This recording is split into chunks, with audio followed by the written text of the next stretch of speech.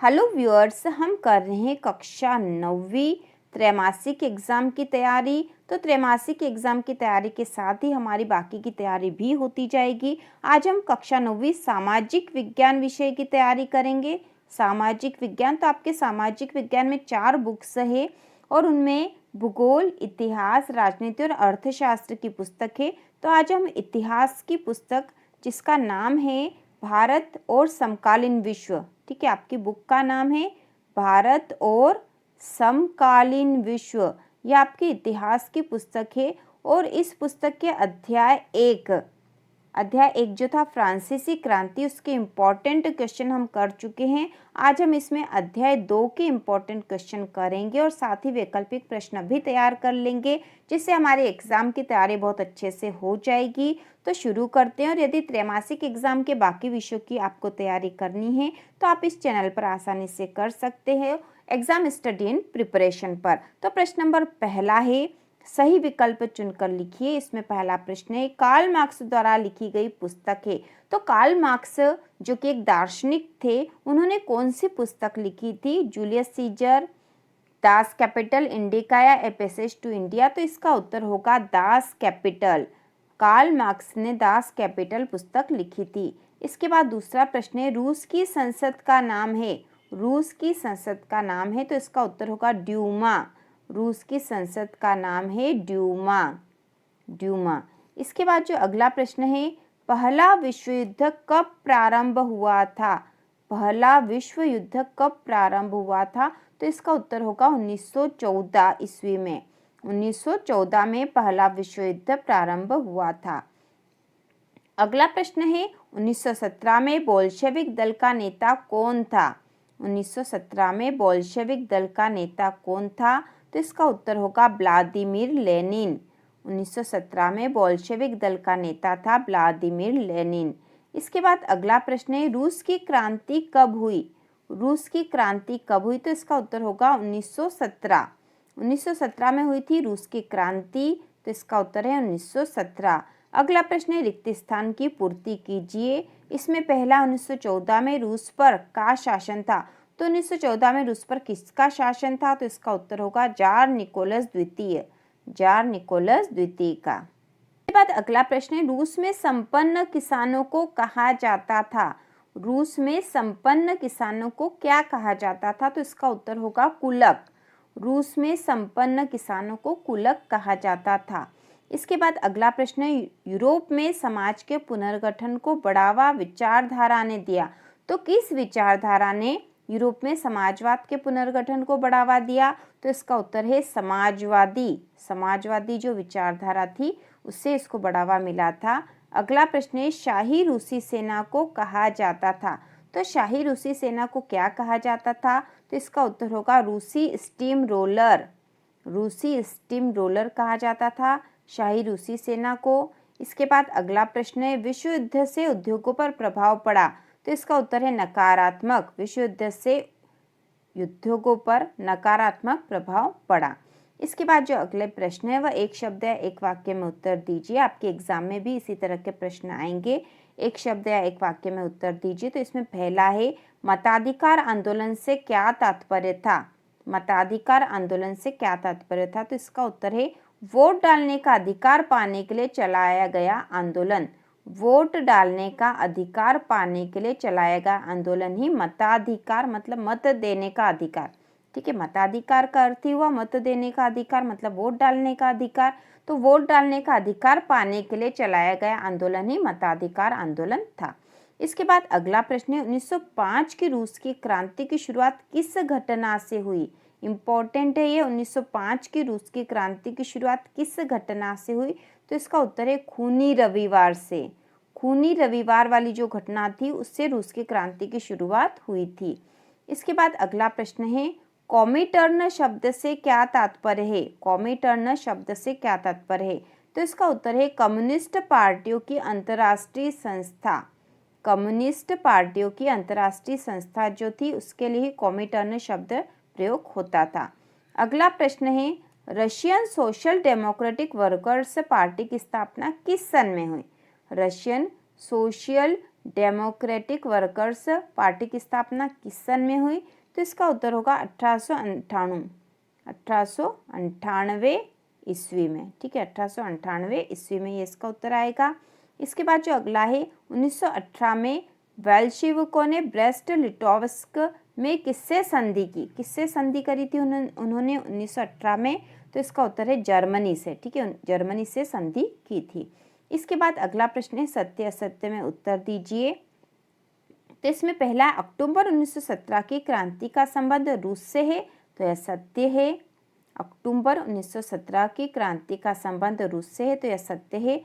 अगला प्रश्न है अप्रैल थीसिस नामक सिद्धांत लेनिन की देन है। अप्रैल थीसिस नामक सिद्धांत लेनिन की देन है, तो यह भी सत्य है। अगला है जो निजी संपत्ति या पूंजीपतियों का समर्थन करते हैं वो समाजवादी कहलाते हैं, तो यह असत्य है। ठीक है, यह असत्य मतलब है गलत है। तो यहाँ पे जो था लिखा था कि जो निजी संपत्ति या पूंजीपतियों का समर्थन करते हैं वो समाजवादी कहलाते हैं, तो असत्य मतलब गलत है, क्योंकि जो निजी संपत्ति और पूंजीपतियों का समर्थन करते हैं पूंजीपति कहलाते हैं। ठीक है, पूंजीपति कहलाते हैं, न कि समाजवादी। तो यहाँ पे यह असत्य है। इसके बाद अगला है 1917 के पूर्व रूस पर जार निकोलस द्वितीय का शासन था, तो यह सत्य है। ठीक है, सत्य है। 1917 से पूर्व रूस पर जार निकोलस द्वितीय का शासन था, यह सत्य है। इसके बाद अगला प्रश्न है 1917 ईस्वी की रूसी क्रांति का तात्कालिक कारण प्रथम विश्व युद्ध में रूस की पराजय था, तो उसका तात्कालिक कारण यही था कि प्रथम विश्व युद्ध में रूस की पराजय हुई थी, तो यह सत्य है। अगला प्रश्न है पेरिस कम्यून की स्थापना सन 1817 में हुई, तो पेरिस कम्यून की स्थापना 1817 में हुई, यह सत्य है। इसके बाद हम देखेंगे जोड़ी। तो जोड़ी में है खंड अ में दे रखा रूसी संसद, रूसी क्रांति का आरंभ, बोल्शेविक दल का नेता, जार की महारानी का सलाहकार सन्यासी और रूस का शासन। और खंड ब है पेट्रोग्राद, रासपुतीन, ड्यूमा, लेनिन और जार निकोलस द्वितीय। तो अब हम इसकी जोड़ी मिला लेते हैं। तो सबसे पहला जो है रूसी संसद, तो रूसी संसद को कहा जाता है ड्यूमा। दूसरा है रूसी क्रांति का प्रारंभ, तो रूसी क्रांति का प्रारंभ जो है पेट्रोग्राद में हुआ था। अगला है बोल्शेविक दल का नेता, तो बोल्शेविक दल का नेता था लेनिन। अगला है जार की महारानी का सलाहकार सन्यासी, तो जार की महारानी का सलाहकार सन्यासी जो था उसका नाम था रासपुतीन। अगला है रूस का शासक था जार निकोलस द्वितीय। तो इस प्रकार ये जोड़ी बनेगी। तो इसके बाद हम महत्वपूर्ण प्रश्न भी देख लेंगे। तो यहाँ पे कुलक शब्द को परिभाषित कीजिए। कुलक शब्द को परिभाषित कीजिए, तो इसका उत्तर है कुलक रूस में संपन्न किसानों को कुलक कहा जाता था। रूस में संपन्न किसानों को कुलक कहा जाता था। 1927-28 के आसपास रूस के शहरों में अनाज का भारी संकट पैदा हो गया था। स्टालिन का विश्वास था कि कुलक वर्ग अनाज इकट्ठा कर रहा है और यह वर्ग गरीब किसानों का वर्ग शत्रु है। अतः 1928 में स्टालिन की पार्टी के सदस्यों ने कुलकों के ठिकानों पर छापे मारे एवं जबरन अनाज खरीदा। ठीक है, तो इस प्रकार यहाँ तक भी आप लिख दोगे। 2 नंबर के क्वेश्चन में तो इतना बहुत है। और यदि 1 नंबर में आता है कुलक शब्द को परिभाषित कीजिए, तो आप केवल 1 लाइन लिखोगे कुलक, ये वाला रूस में संपन्न किसानों को कुलक कहा जाता था। ये 1 नंबर के आंसर में, और 2 नंबर के आंसर में आपको यहाँ तक लिखना है। और यदि 3 नंबर में आता है तो उसके बाद भी हम लिखेंगे। जब इसके बाद भी अनाज की कमी बनी रही तो स्टालिन ने कुलकों का सफाया करने के उद्देश्य से खेतों के सामूहिकीकरण करने का फैसला किया और सरकार द्वारा नियंत्रित बड़े खेतों की स्थापना की गई। ठीक है, तो आपको वैसे तो यहीं तक याद कर लोगे, बहुत ही इतना। इसके बाद हम अगला पढ़ेंगे। रूसी क्रांति से प्रेरित होने वाले भारतीयों के बारे में लिखिए। तो ऐसे भारतीय जो रूसी क्रांति से प्रेरित हुए थे, तो इसका उत्तर होगा रूसी क्रांति से प्रेरित होने वालों में बहुत सारे भारतीय भी थे। कई भारतीयों ने रूस के कम्युनिस्ट विश्वविद्यालयों में शिक्षा प्राप्त की। कई महत्वपूर्ण भारतीय राजनयिक एवं सांस्कृतिक व्यक्तियों जैसे जवाहरलाल नेहरू, रविन्द्रनाथ टैगोर आदि ने सोवियत प्रयोग में दिलचस्पी ली और वहां का दौरा किया। तो ये वो भारतीय थे जिन्होंने रूसी क्रांति से प्रेरणा प्राप्त करी थी। इसके बाद है 1900 से 1930 के बीच महिला कामगार की स्थिति का संक्षिप्त टिप्पणी। ठीक है, महिला कामगारों मतलब महिला जो मजदूर थी उनकी जो स्थिति थी उस पर हमें टिप्पणी लिखनी है 1900 से 1930 के बीच। तो इसका उत्तर है महिला मजदूरों ने रूस के भविष्य निर्माण में महत्वपूर्ण भूमिका निभाई। महिला कामगार सन 1914 तक कुल कारखाना शक्ति का 31% भाग बन चुकी थी, किंतु उन्हें पुरुषों की अपेक्षा कम मजदूरी दी जाती थी। महिला कामगारों को कारखानों में काम के अतिरिक्त परिवार एवं बच्चों की देखभाल भी करनी पड़ती थी। वे देश के सभी मामलों में सक्रिय थी। तो ये इसका उत्तर तो बहुत आसान है, आप आसानी से याद कर लोगे। 1900 से 1930 के बीच महिला कामगार की स्थिति के बारे में बताना है, तो बहुत आसान उत्तर है। महिला मजदूरों ने रूस के भविष्य निर्माण में महत्वपूर्ण भूमिका निभाई।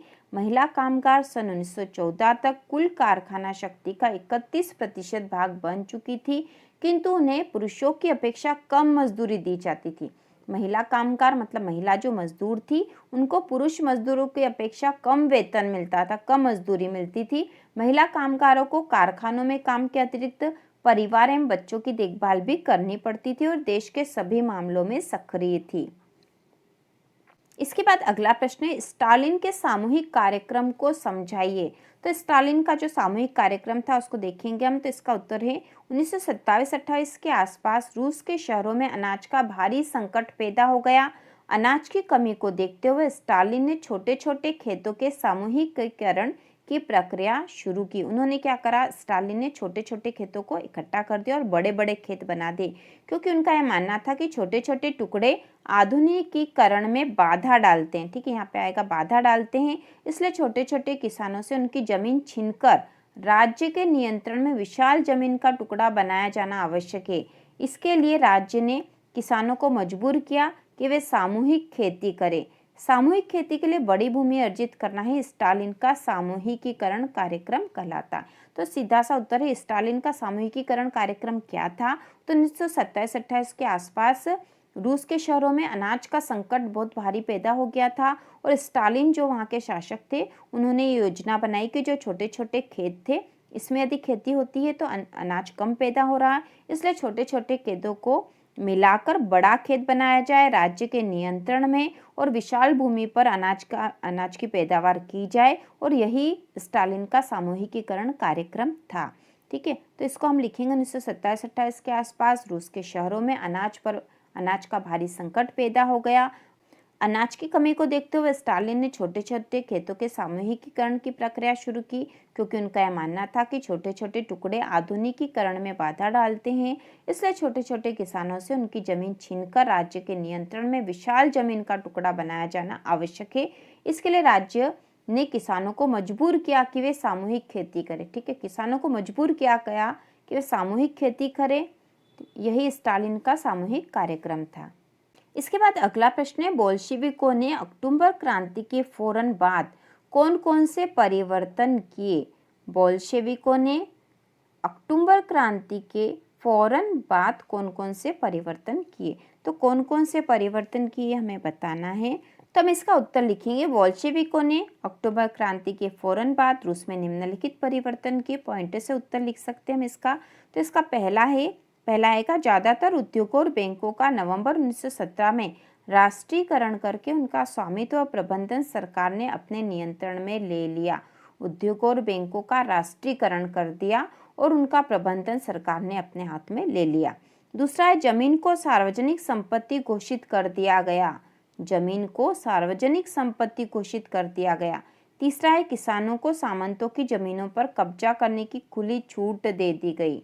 इसके बाद अगला, शहरों में बड़े मकान मालिकों के मकानों में से कुछ हिस्सा उनके लिए छोड़कर, ठीक है यहाँ आएगा, उनके लिए छोड़कर बाकी हिस्सा बेघर जरूरतमंदों को रहने के लिए दिया गया। तो इस प्रकार ये महत्वपूर्ण परिवर्तन थे जो बोल्शेविकों ने अक्टूबर क्रांति के बाद किए थे। इसके बाद अगला जो प्रश्न है, 1917 में जार का शासन क्यों खत्म हो गया।